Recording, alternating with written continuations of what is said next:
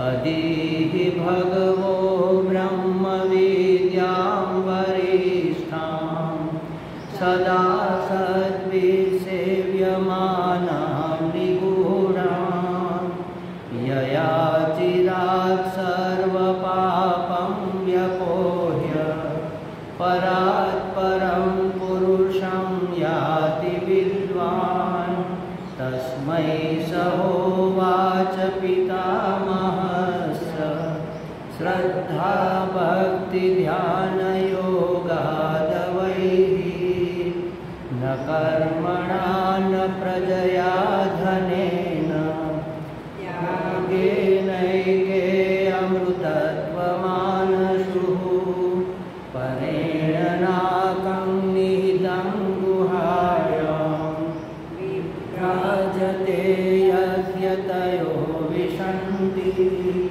वेदान्तविज्ञानसुनिश्चितार्थाः संन्यासयोगाद्यतयः शुद्धसत्त्वाः ते ब्रह्मलोकेषु परान्तकाले परामृतात् परिमुच्यन्ति सर्वे। क्या कहते हैं? चतुर्थ मंत्र की चर्चा चल रही है। वेदांत विज्ञान सुनिश्चितार्थाः संन्यास योगाद्य यतयः शुद्ध सत्त्वाः। ऐसे यति जिन्होंने वेदांत का विज्ञान कर लिया है, वेदांत के ज्ञान को आत्मसात कर लिया है। कब होगा ऐसा?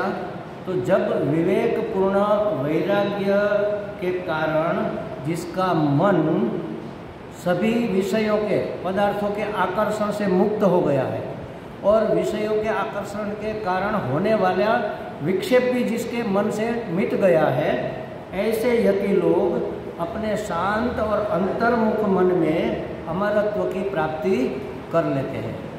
कहाँ पर? अमरत्व मान लो, पूर्णत्व कह लो, कुछ कम ही नहीं है, सब कुछ मुझे मिल गया समझ लो। ऐसी बात जब हो जाए उसको कहते हैं पूर्णत्व।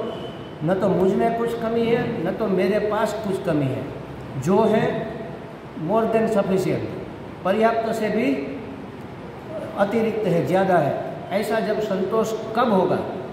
जब बाह्य विषयों में से अपना मन वापस आ जाएगा, क्योंकि विषयों में तो सुख है नहीं, विषय स्वयं अपूर्ण है, वह हमें पूर्ण कैसे करेगी? एक अधूरा व्यक्ति सोचता है कि चलो मेरे यहाँ बहुत कमी है, मैं दुखी हूँ, परेशान हूँ, बहुत असुविधा में हूँ, तो मैं शादी कर लेता हूँ। अब वो दूसरी लड़की भी यही सोचती है कि मेरे पास कुछ नहीं है, असुविधा है, सुरक्षा नहीं है, चलो मैं भी शादी कर लूँ। दो अपूर्ण मिलेंगे तो पूर्ण हो जाएंगे क्या? अपूर्णता डबल होगी ना। पहले अपनी एक की परेशानी थी, अब उसकी भी परेशानी आएगी। एक के लिए कमाना था, अब दो के लिए कमाना पड़ेगा, दो में से तीन होंगे, तीन में से चार होंगे। तो अनंतता की प्राप्ति बाहर से हो नहीं सकती। आप स्वयं अनंत हो, आप स्वयं पूर्ण हो, ऐसा जब ज्ञान हो जाए तो ही मनुष्य शांत रह सकता है, स्थिर रह सकता है, सुखी अखंड एक रस आनंद में अवस्थित हो सकता है। कब होगा ऐसा? जब विवेकपूर्ण वैराग्य जगेगा। देखो ये दो शब्द वेदांत में और या तो कह लो कि ज्ञान परंपरा में सबसे ज़्यादा महत्वपूर्ण। ये दो चीज़ें आ गई जीवन में, सब आ गया। वैराग्य तो चाहिए, लेकिन कैसा? विवेकपूर्ण। स्मशान वैराग्य नहीं। कोई प्रिय व्यक्ति चला गया तो स्मशान हम जाएंगे तो करेंगे अरे जीवन में क्या रखा है, आज है कल नहीं है, ऐसा वैराग्य की बातें करेंगे। लेकिन जैसे ही वापस मुड़ेंगे फिर संसार में लिप्त हो जाएंगे, ऐसा वैराग्य नहीं। विवेकपूर्ण माने संसार में क्या रखा है तो कैसे पता चला?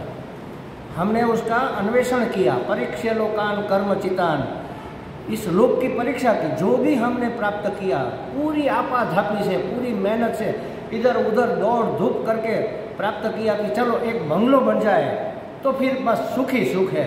बंगलो बन गया समझ लो, लोन भी लिया, मेहनत भी की, पैसे भी कमाए और कहीं से भी एक मकान बना लिया बंगलो टाइप का। हाँ, अब मज़ा है। कितनी देर टिकेगा मज़ा? मकान तो रहेगा, मज़ा कहीं और चला जाएगा कि अब एक गाड़ी आ जाए तो मज़ा है। पदार्थ में अगर मज़ा होता तो फिर दूसरी जगह क्यों हम ढूंढते।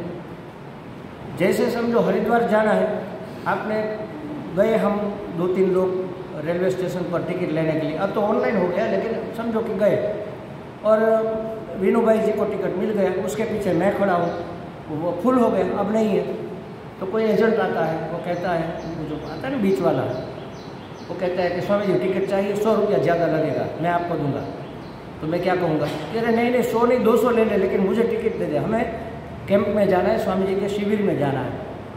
तो मैंने टिकट ले लिया। अब वीनू भाई जी को पूछता है महाराज आपको चाहिए, तो कहने मुझे नहीं चाहिए, आप 50 ही देना। अरे मेरे पास ऑलरेडी है, मैं क्यों लूँ?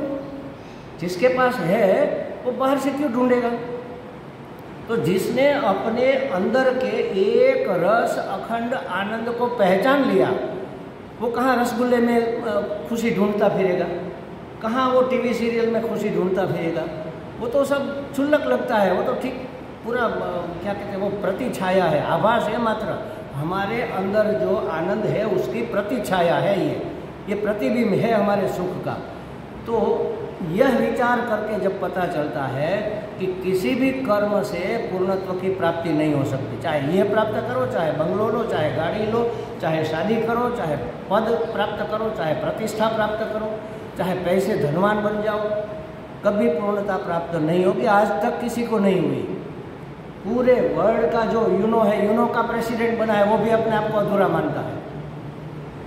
अभी तक अगर पूर्णता हो गई होती तो अंबानी तान दुपट्टा सो जाते। क्यों मेहनत अभी भी कर रहे हैं? अभी भी कुछ कमी है, प्रतिष्ठा है, इंडिया में है और पड़ोसी देश में है, लेकिन पूरे वर्ल्ड में फेमस होना है, पूरे वर्ल्ड में सबसे धनवान होना है। कुछ तो अपेक्षा होगी उसकी, अदानी को, अंबानी को, किसी भी को, टाटा को, बिरला को, किसी को भी, वरना वो सब काम नहीं छोड़ देते। अभी भी दौड़ धूप कर रहे हैं, कुछ प्राप्त करना है, कुछ अभी कमी है। अगर बाहर से उस कमी को पूर्ण किया जा सकता तो अब तक कर दिया होता। कई लोग, ये तो सब ठीक है, जैसे पृथु राजा थे, पूरी पृथ्वी के राजा थे। आप देखना, भागवत आप पढ़ो तो पता चलेगा कि बड़े बड़े महाराजा और विभूतिवत, जैसे भगवान का अंश हो, ऐसे महान महान राजा और बहुत सुखी दशरथ जैसे भी, अंत समय में सब ने वैराग्य प्राप्त करके संन्यास ले लिया, सब जंगल में चले गए कि नहीं गए? अरे यहाँ महल में क्या नहीं है, आप जंगल में जाकर ढूंढ रहे हो भाई?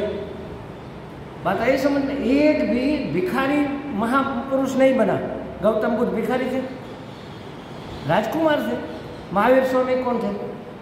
राजा के पुत्र थे। कृष्ण कौन थे? राम कौन थे? आप एक भी भिखारी को महान आत्मा बताओ।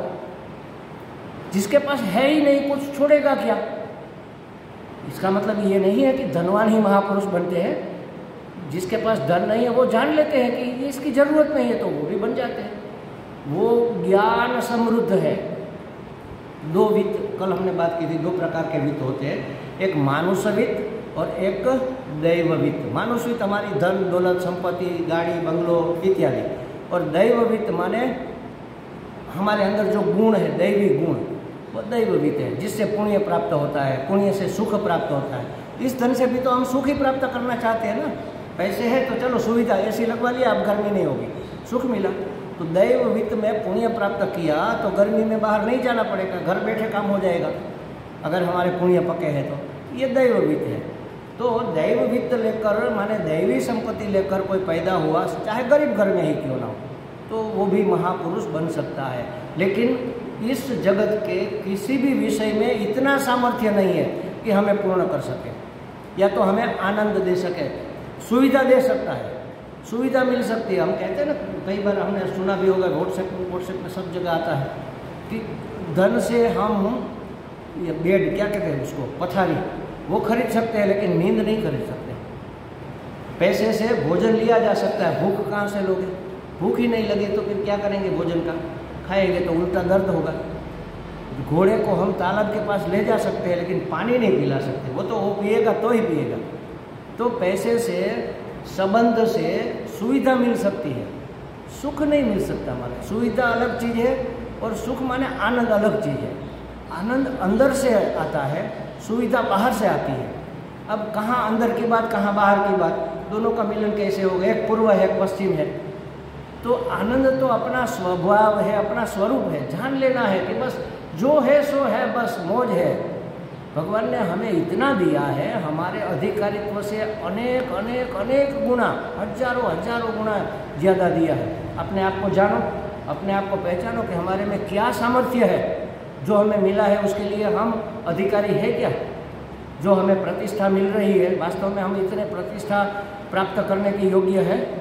लोग हमें प्रणाम कर रहे हैं, वास्तव में हम प्रणाम करने योग्य है। लोग हमें महान बता रहे हैं, महान होने के योग्य है। महान लोग हमें बुद्धिमान बताते हैं। अरे वीनू भाई तो बड़े महान संगीतकार है। अपने आप को पूछो, लोग मानते होंगे, अपने आप को पूछो कि नहीं अभी ये कमी है। महान तो है लेकिन अभी ये कमी है, कुछ न कुछ कमी रहती है जीवन में। पूर्णता जब अपने आप को जान लोगे तब प्राप्त हो। परमात्मा ने इतना दिया है, हमारी लायकात से, हमारे अधिकारित्व से अनेक गुना। समस्या किसके जीवन में नहीं है? संसार का नाम ही समस्या है महाराज। हम अगर उसकी ओर देखते रहेंगे तो अपने आप को कभी पा नहीं पाएंगे, प्राप्त नहीं कर पाएंगे। अरे हमारे जीवन में तो ये कमी है, वो कमी की ओर हमारी नज़र रहती है। जो प्राप्त है उसको भूल जाते हैं। इसलिए हमने कहा ना कि बंगलो आ गया, अब सुख कहाँ जाकर बैठ गया? गाड़ी में। अब गाड़ी आ गई, अब सुख कहाँ जाकर बैठ गया? पद में, कि अब हम प्रेसिडेंट बन जाए सोसाइटी के। अब पद मिल गया तो सुख और कहीं छलांग लगा। हमेशा ये संसार का सुख कल पर चला जाता है, और कल कभी आज होता ही नहीं, कल कल ही रहता है। और इसलिए लोग कल कल करते रहते हैं, बस कल ये करेंगे, कल वो करेंगे। इतनी इसकी योजना में ही दिन रात को नींद नहीं आती ना, कल क्या करना है, कैसे करना है, कैसे ये सब निपटाएंगे, रात को नींद नहीं आती इसके लिए। तो ये विवेक करना है। विवेकपूर्ण वैराग्य जिसको प्राप्त है वह बाह्य विषयों से उसका मन हट जाता है, उसके आकर्षण से मुक्त हो जाता है, फिर उसका मन शांत हो जाता है। कोई विक्षेप नहीं रहता ना, कुछ प्राप्त करना ही नहीं है, फिर क्या विक्षेप। तो शांत मन में फिर वह यति माने यत्नवान पुरुष। पुरुष माने ये नहीं, पुरुष माने पुरुषार्थ करने वाला, चाहे वह शरीर स्त्री का हो या जेंट्स का हो। तो ऐसे यति जो यत्न करते हैं प्राप्ति का, वह अपने भीतर ही अंतर्मुख होकर अपने शांत मन में अमरत्व की खोज कर लेते हैं, पूर्णत्व की खोज कर लेते हैं।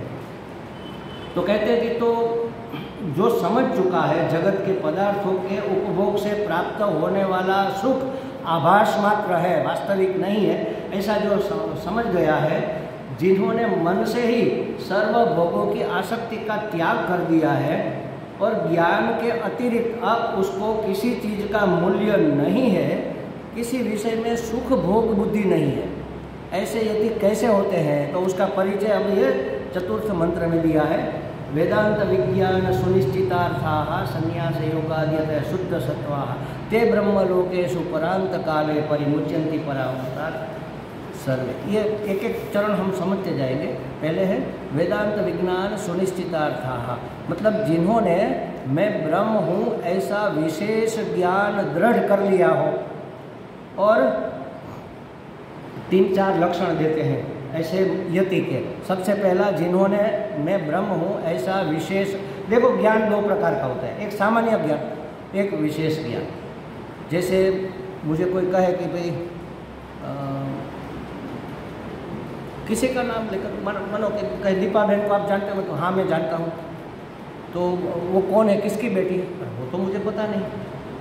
किसकी बेटी है वो तो मुझे पता नहीं। किस गोत्र की है वो मुझे पता नहीं। उसका स्वभाव कैसे वो तो मुझे, तो आप कहते हो जानते हो, मतलब सामान्य ज्ञान है। उसके साथ अगर मेरा गाढ़ रिलेशन होता तो मैं उसके जीवन का सब कुछ जानता कि भाई ये इस गोत्र का है, इसकी बेटी है, यहाँ ससुराल है, एक बेटा है, एक बेटी है, ये है, वो सब बातें हम जानते हैं। तो ये विशेष ज्ञान है, उसका अंदर बाहर का पूरा ज्ञान। तो इसको कहते हैं विशेष ज्ञान, जो अपने अंदर उतर जाए। सामान्य ज्ञान तो हमें अपना है कि हम मनुष्य है, हम जीव है, या तो हम फला फला नाम के व्यक्ति है। लेकिन विशेषतः वास्तव में हम क्या है? अहम ब्रह्मास्मि, ये विशेष ज्ञान है कि मैं ब्रह्म हूँ, इस रूप में अभिव्यक्त हो रहा हूँ। भगवान ही यह वेश पहनकर अपना अभिनय कर रहा है, ये बात हम नहीं जानते। तो जिन्होंने मैं ब्रह्म हूँ, अहम ब्रह्मास्मि, ऐसा विशेष ज्ञान सिर्फ जान नहीं लिया, दृढ़ता से जान लिया। ऐसे जान लिया कि वह कभी मिटे नहीं। निश्चय हो गया कि नहीं नहीं मैं तो ब्रह्म हूँ ही। जैसे एक मैंने लास्ट टाइम शायद ये कहा था, एक जोक है वैसे तो, लेकिन हम कैसे मानते हैं, ये अपने मन की कैसी चाल है उसको समझने के लिए। एक आदमी को पता नहीं क्या हो गया, उसको लगा कि मैं बिल्ली हूँ, उसको ये लगने लगा कि मैं तो बिल्ली हूँ। तो घर के अंदर बंद हो गया, दरवाज़ा बंद, खोले नहीं कमरा। सब लोग मनाए, अरे भाई बाहर निकलो, क्या कर, नहीं नहीं मैं बिल्ली हूँ, मुझे कुत्ते खा जाएंगे, मैं तो बिल्ली हूँ। बहुत समझाया, बहुत पटाया, बहुत मनाया, मान गया, कहा ठीक है चलो। फिर 1 घंटे के बाद फिर बंद हो गया। नहीं नहीं नहीं आप तो कहते हैं, लेकिन मुझे पता है ना मैं बिल्ली हूँ। आपको कैसे पता? मैं तो जानता हूँ ना, मैं मुझे नहीं जानता क्या, मैं बिल्ली हूँ। अब क्या करें इसका? डॉक्टर के पास ले गए, दवाई ली, वो शॉक ट्रीटमेंट करवाई, लेकिन उसके दिमाग से निकले नहीं। मेरे जैसे कोई महात्मा आए तो लोगों ने सोचा चलो स्वामी जी को कहते हैं महात्माओं की बात की असर होती है, क्योंकि उसका कोई स्वार्थ नहीं होता और वो अच्छे से समझा सकते हैं। तो बुला कर रहे हैं, महाराज जी आओ, आप घर पर बता रहे हैं कि ऐसा प्रॉब्लम है, आप सोल्व कर दो तो आपका बड़ा उपकार होगा। और बात होती ही महाराज। हाँ, हमारे वो बिटिया थी, उसको भी यही हुआ ना। कोई निस्वार्थ आदमी अगर उसको समझाता है तो बात अंदर घुसती है। तो महात्मा को ये समझाया कि अरे भाई देखो मैं कौन हूँ, तो क्या आप तो महात्मा हो, मनुष्य हो ना। हाँ, तो अरे आईना दिखाया कि देखो इसमें आप, ये कौन है, तो कि ये मैं हूँ। तो मेरा और आपका चेहरा मनुष्य का नहीं है क्या? आपका चेहरा बिल्ली जैसा। हाँ मैं मनुष्य हूँ, सही बताया आपने, अब मुझे पता चल गया। मान गया, मान गया। तो 1 दिन 2 दिन, तीसरे दिन फिर से बंद हो गया। अरे अब क्या हुआ? तो क्या मुझे तो पता चल गया कि मैं मनुष्य हूँ, लेकिन कुत्तों को थोड़ी पता है, वो तो अभी भी मुझे बिल्ली मानते होंगे। देखो ये हमारा मन ऐसे काम करता है। ये दृढ़ निश्चय नहीं हुआ, मतलब निश्चय तो हुआ लेकिन दृढ़, अहम ब्रह्मास्मि, अरे मैं ब्रह्म हूँ, कौन नहीं जानता, लेकिन मानता कौन है? हर कदम पर ये प्रूव होना चाहिए कि मैं ब्रह्म हूँ। अगर मैं ब्रह्म हूँ तो मेरा व्यवहार कैसा होगा? अगर मैं ब्रह्म हूँ तो मेरी वाणी कैसी होगी? किसी को कष्ट पहुँचाए ऐसी होगी क्या? टोंट मारेंगे? नहीं, क्योंकि ब्रह्म हूँ तो माने सब कुछ मैं ही हूँ। तो अगर मैं ब्रह्म हूँ तो मेरा व्यवहार कैसा होगा, मेरी वाणी कैसी होगी, मेरे भाव अंदर, मेरे विचार कैसे होंगे? अगर इस तरह से हमारे जीवन में ये बातें उतर जाए तब ये ज्ञान दृढ़ माना जाएगा। तो पहली बात, ऐसा महात्मा कैसा होगा? तो कहते हैं कि जिन्होंने मैं ब्रह्म हूँ ऐसा विशेष ज्ञान दृढ़ रूप से प्राप्त कर लिया। और दूसरा, जिन्होंने लोक और परलोक के सुख को विष्ठावत त्याग दिया। विष्ठा समझा, गंदगी, गंदगी के प्रति हमारे शास्त्र में एक और भी एक उदाहरण आता है, काक विष्ठावत। कौवा होता है ना, उसकी विष्ठा, उसकी चरक का प्रकृति, वो क्या काम में आएगी?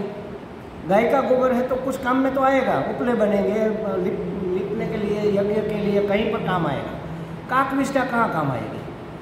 अगर कहीं पड़ी है तो उसकी ओर हमारा ध्यान जाता है क्या?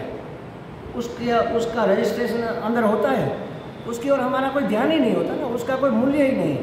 तो बस उस तरह से जिन्होंने इस लोक और परलोक के सुख को त्याग दिया। इस लोक में तो हमें कुछ नहीं चाहिए, लेकिन स्वर्ग तो चाहिए ना।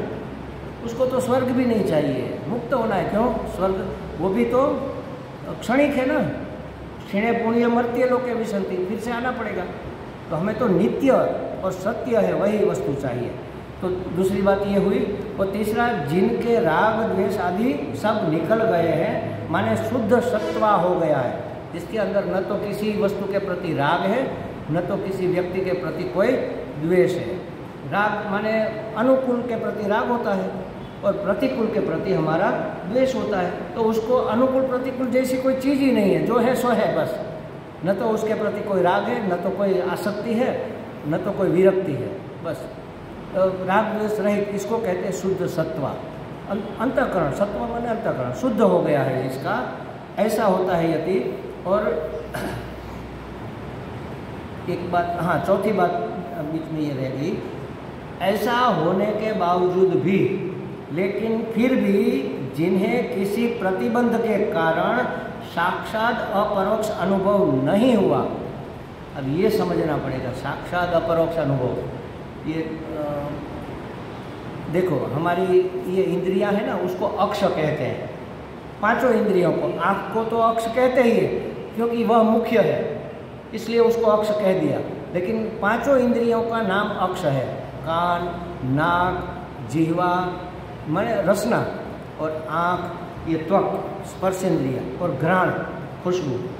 तो ये पांचों इंद्रियां इसको अक्ष कहते हैं। प्रत्यक्ष, प्रत्यक्ष माने प्रति अक्ष, आँखों के सामने, इंद्रियों के सामने जो है, जिसका हमें इंद्रियों से अनुभव हो सकता है, उसको कहते हैं प्रत्यक्ष।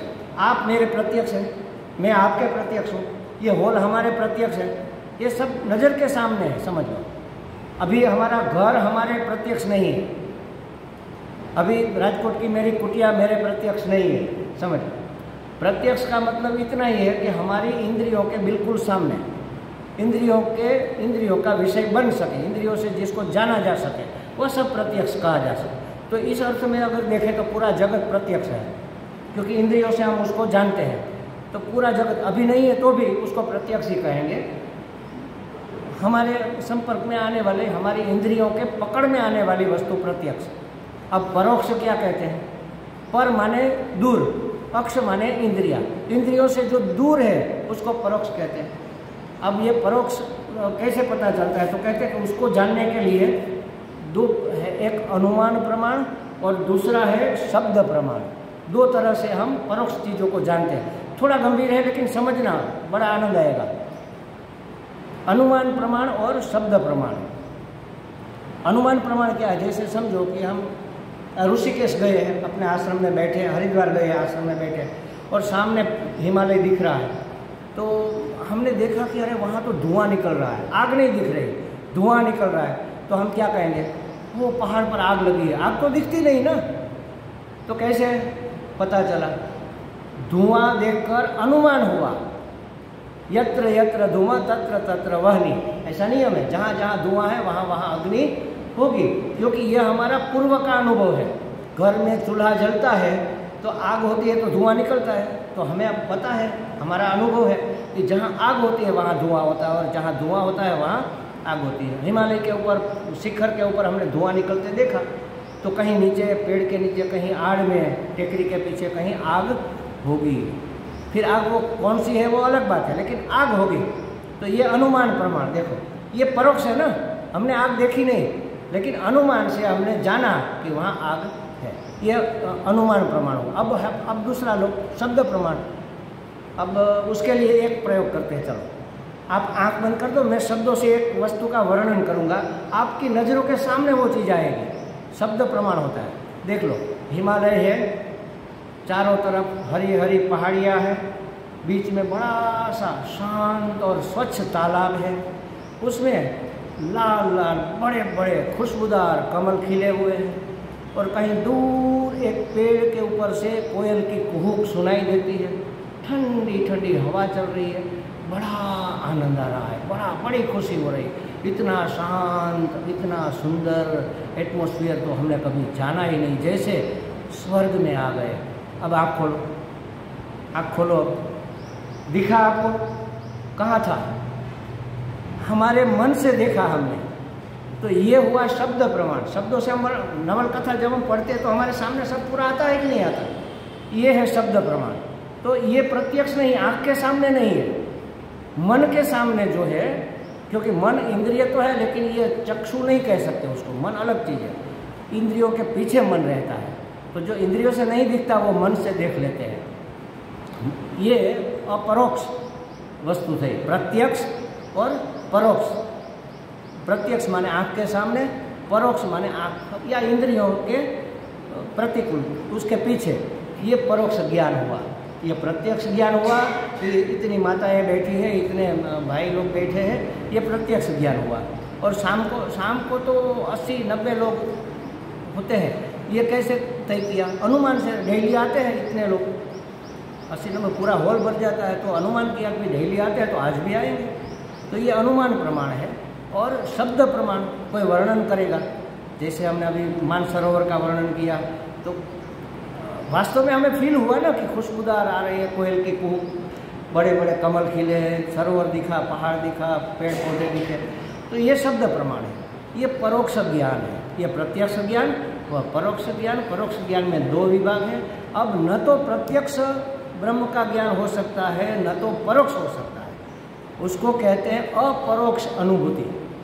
अपरोक्ष माने परोक्ष भी नहीं, प्रत्यक्ष तो है ही नहीं, परोक्ष भी नहीं, अपरोक्ष, जो ज्ञाता दृष्टा के रूप में हम अपने आप, जैसे समझो कि आपको, अच्छा ठीक है, पंखे तो है, गर्मी हो रही है, अगर पंखे बंद कर दिए जाए तो होगी, कैसे पता चला, किसने बताया आपको? मैं कहूँगा कि विनोद भाई आपको गर्मी हो रही है, मैं कहूँगा क्या? आपको अंदर से फील हुआ, अंदर जो आपने जाना और देखा, मन से देखा, मन से जाना, इसको साक्षी भाष्य कहते हैं। अंदर जो अंतरात्मा बैठा है ना, उसको पता चल गया। भाष्य माने पता चलना, साक्षी भाष्य हमें जो फीलिंग होती है ना, किसी के ऊपर हमें प्रसन्नता होती है, किसी के ऊपर क्रोध होता है, तो यह हम अंदर से जानते हैं। तो अंदर जो बैठा है वह साक्षी है, वह आत्मा है, अंतरात्मा है, वही आप है वास्तव में। तो ये अपरोक्ष हुआ, लेकिन वह साक्षी भाष्य है। तो जैसे समझो कि मैं ये बोल रहा हूँ, आपको सुनाई दे रहा है, किसने बताया? अंदर कान सुनते हैं, लेकिन अंदर कोई जानता है कि आप सुन रहे हो। जो जानते हैं ना, वो आप हो। ये कान आप नहीं हो, सुनने वाले आप नहीं हो, सुनाई दे रहा है वह जानने वाले आप हो। इस भीतर से टेक्का देने वाला, हमारे द्वारका वाले स्वामी जी कहते थे, भीतर से टेक्का देने वाला मैं हूँ। तो ये साक्षी भाष्य है। साक्षी कब तक रहेगा? दृष्टा समझ लो, साक्षी कह लो, कब तक रहेगा? दृष्टा दृश्य है तभी तो रहेगा, दृश्य नहीं है तो कोई बोलता नहीं है, कोई सुनता नहीं, फिर भी आप अपने आप को जानते हो कि नहीं जानते? वह है साक्षात अपरोक्ष। साक्षी तो जब तक साक्ष्य है, दृष्टा जब तक दृश्य है, तब तक उसका नाम दृष्टा है। दृश्य ही नहीं है तो दृष्टा किसको कहेंगे? कोई साक्ष्य ही नहीं है तो साक्षी किसको कहेंगे?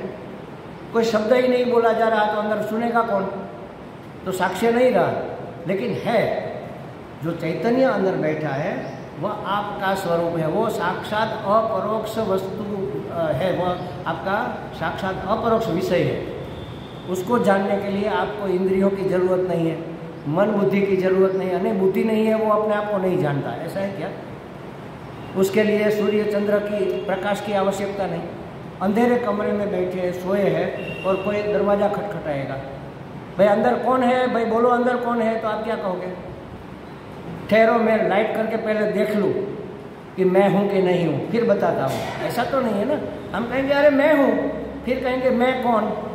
तो वो जिसको पहचानते हैं उस नाम का हम परिचय देंगे कि भाई मैं ये हूँ, मैं फला हूँ, मैं ज्योतिबेन हूँ, या मैं ये हूँ, अपना परिचय देंगे। फिर वो बाह्य परिचय। तो मैं हूँ किसने बताया? उसके लिए क्या उजाले की जरूरत थी? वह है साक्षात अपरोक्ष। अपने आप को हम जैसे जानते हैं, किस वस्तु से जानते हैं? इसको हमने आँख से देखा, इसको हमने कान से सुना, तो अपने आप को कैसे जाना? इंद्रियों से जानेंगे तो प्रत्यक्ष हो जाएगा, अनुमान से जानेंगे तो परोक्ष हो जाएगा। न तो प्रत्यक्ष है न परोक्ष है, ये है अपरोक्ष। अपरोक्ष तो फिर साक्षी भाष्य हो जाएगा, इसलिए कहा साक्षात अपरोक्ष। पता चला मैं क्या कह रहा हूँ? प्रत्यक्ष, परोक्ष, अपरोक्ष और साक्षात अपरोक्ष। अपरोक्ष को अपरोक्ष ही कहते हैं, लेकिन थोड़ा स्पष्ट करने के लिए उसमें एक शब्द और महात्मा लोग लगाते हैं, मैं, मेरा स्वरूप मुझे साक्षात अपरोक्ष है। उसमें किसी की सहायता की जरूरत नहीं है, किसी की माने किसी व्यक्ति की नहीं, किसी वस्तु की नहीं, किसी पदार्थ की नहीं, किसी परिस्थिति की नहीं। नींद में है तो भी मैं अपने आप को जानता हूँ, स्वप्न में है तो भी जानता हूँ, जागृत हूँ तो भी जानता हूँ, उजाला है जानता हूँ, अंधेरा है जानता हूँ, गर्मी है तो भी जानता हूँ, गर्मी नहीं है तो भी जानता हूँ। हर परिस्थिति में किसी की भी मदद के बगैर, किसी की भी सहायता के बगैर, वस्तु की सहायता नहीं, व्यक्ति की आवश्यकता नहीं, स्थिति की आवश्यकता माने जागना सोना ये स्थिति है, उसकी आवश्यकता नहीं, परिस्थिति की आवश्यकता नहीं। आसपास घोंघाट, बड़ा शोर गुल हो रहा है, धमाल मच रही है, तब क्या हम अपने आप को भूल तब भी जानते हैं। और बिल्कुल साइलेंट, पिन ड्रॉप साइलेंट है, तब भी हम अपने आप को जानते हैं। देखो, व्यक्ति, वस्तु, पदार्थ, स्थिति, परिस्थिति, किसी की भी मदद के बगैर, किसी की भी सहायता के बगैर हम अपने आप को जानते हैं। और यह जानना जान जाए, अगर हम ये जानना जान जाए तो उसको कहते हैं अपरोक्ष अनुभूति। वहाँ तक हमें पहुँचना है बस। ये जानते हैं, ऐसा हम जान जाए कि मैं कौन हूँ। हु एम आई, रमन महर्षि ने जो कहा ना, हु एम आई, मैं कौन हूँ। बस अपने आप को पूछो, मैं कौन हूँ। जवाब मिलेगा, उसको स्वीकार नहीं करना है। जवाब कौन दे रहा है? मन दे रहा है, अपने संस्कार दे रहा है। अरे मैं तो स्त्री हूँ, मैं तो पुरुष हूँ, मैं तो विद्वान हूँ, मैं तो सुंदर हूँ, मैं तो मूर्ख हूँ। जो भी अंदर से जवाब आएगा वह हमारे संस्कार, अंदर पड़ी हुई छाप, हमारा मन, ये सब जवाब देगा। उसको इनकार करो, नहीं ये नहीं, ये नहीं, ये मैं नहीं हूँ। जैसे कहे कि मैं पुरुष हूँ, किसने कहा? अंदर अंदर से जवाब आया ना, मैं पुरुष हूँ। तो तुम पुरुष हो, वह किसने कहा?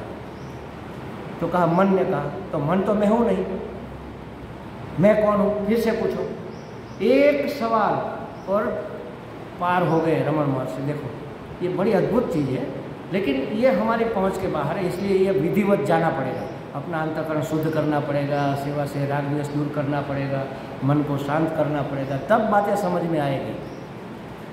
अभी जो मैं बता रहा हूँ ना, सबको सही सही समझ में आया ऐसा नहीं कह सकते। सबको अलग अलग समझ में आया होगा। जैसा अरुणाबेन समझती है वैसा ज्योतिबेन नहीं समझती, जैसा विनू भाई जी समझते हैं ऐसे आप नहीं समझे होंगे, कुछ अलग समझ। क्यों? बात तो एक ही निकलती है, एक ही तरह के शब्द है, सबको समान सुनाई देता है। मेरी एक्शन दिख रही है, मेरे हाव भाव दिख रहे हैं, मेरे शब्द आ रहे हैं, लेकिन अलग अलग समझ में क्यों आ रहा है? आई बात समझ में? हमारा अंतःकरण जैसा होगा उतना पकड़ पाएगा, बाकी सब बाईपास, ऊपर से चला गया। कहते हैं अंदर नहीं गया, ऊपर से चला गया। कुछ कुछ बातें समझ में आती है। जिसको जितना ज़्यादा समझ में आता है, ये वेदांत का या परमार्थ का ज्ञान समझ लेना, उसका अंतःकरण उतना ज़्यादा शुद्ध है। अगर यहाँ कोई महात्मा बैठा होता तो वो पूरी की पूरी बात समझ जाता, क्योंकि उन्होंने उसके ऊपर काम किया है, अंतःकरण शुद्धि का काम किया है, साधना की है। तो साधना माने और कुछ नहीं, राग द्वेष का निवारण, इसी का नाम साधना। जो बीच में आ रहा है ना, अपना स्वरूप जानने के बीच में जो पर्दे पड़े हैं उसको हटाना, बस यही साधना है। हमें ब्रह्म होना नहीं है, हम ब्रह्म है ही, लेकिन हमें लगता है कि हम ब्रह्म नहीं है, ऐसा भ्रम हो गया। उस भ्रम को निवृत्त करना, इसी का नाम साधना। जो गलत चीज़ें अंदर घुसी हुई है उसको बाहर निकल करना है, इसी का नाम साधना है। और साधना कुछ नहीं है हमारा। अपने आप को हमने जो मान रखा है वास्तव में वो हम है क्या? अपने आप को प्रश्न करो। मैं तो मनुष्य हूँ, वास्तव में आप मनुष्य है या मनुष्य का वेश लिया हुआ है? उस अनंत चैतन्य ने मनुष्य के रूप में अभिव्यक्ति की, वो मेरे रूप में भी अभिव्यक्त हो रहा है। तो मैं पुरुष कहूँगा, ये माता स्त्री अपने आप को मानेगी।